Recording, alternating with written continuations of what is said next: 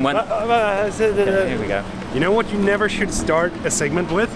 Alright, so and okay. And he just did alright, so. I always do that, and I have to chop them out, but I still end up saying it every time. It's like, I never learn. You can do it. There you go, there's another tip. Right, so.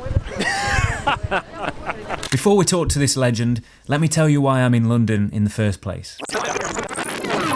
35mm used to be my favourite focal length. It's wide enough, but it still looks natural. Last year, I played lens roulette with Josh in London's Soho, and I ended up with the 35mm, and I thought, I've got this in the bag, because I love this lens. But for reasons that I'll explain later on, I couldn't get any decent shots. I thought I'd lost my mojo. I've lost my mojo!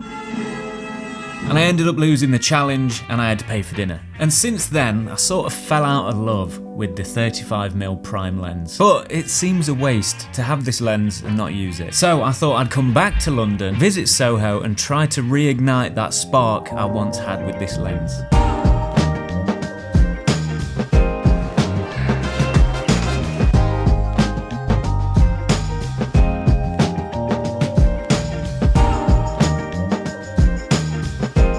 Just in London, and look who I bumped into. This is one of the most popular things to say as a non-UK person.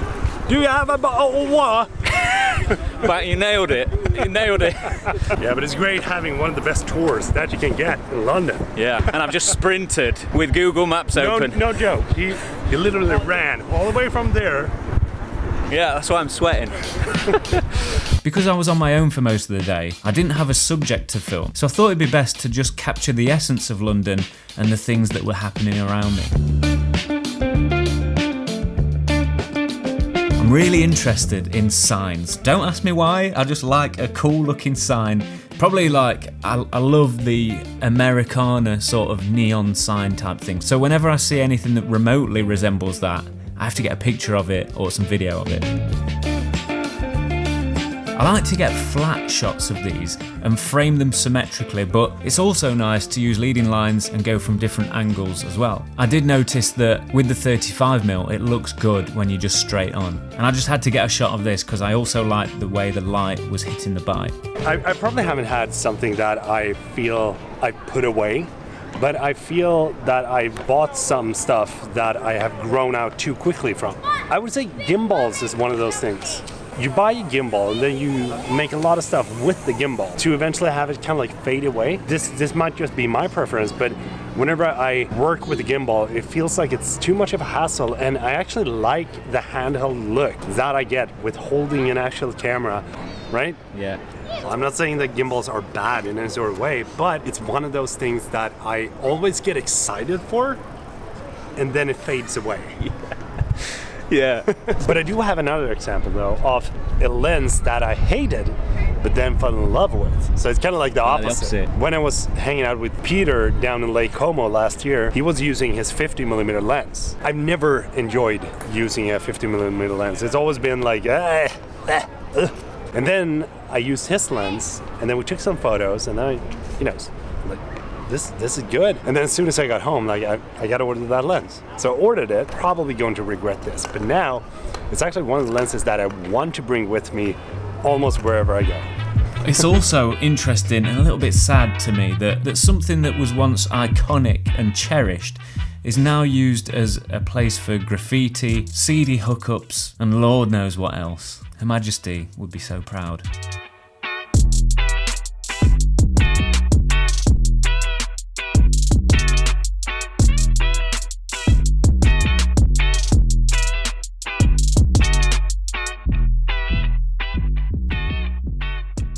This is my favourite building in London. I love the colours, the shapes of the windows and the angles. It's just a shame that it's a McDonald's.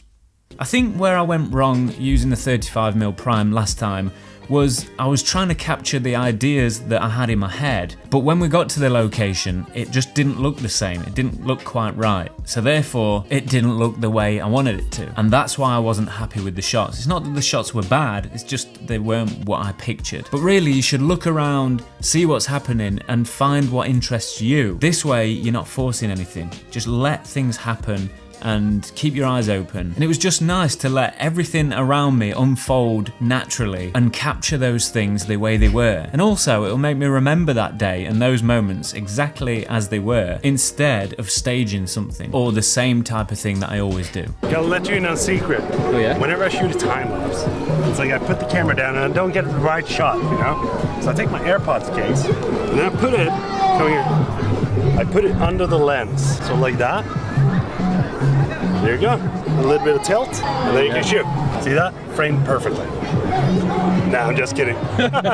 Not far off. In the end, I had a really good time with this lens. I've definitely fallen back in love with it. The thing is with prime lenses, especially when you only take one with you, it's a challenge to be confined to one focal length, because sometimes you may want a little bit of a wider shot and sometimes you may need a little bit more reach. But this actually forces you to use your eyes more, physically move around and hunt for better angles. And this develops your skills as a videographer or photographer. And the more you do this, the more that you get to know the lenses that you own.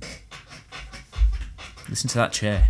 Now that Peter's taught me all his secrets of how to vlog, hopefully this one is going to look good. It's all about the editing. Yeah. Huh?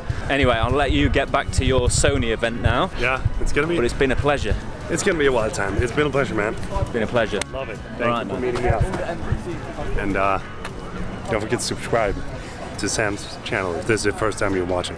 Yeah, don't forget.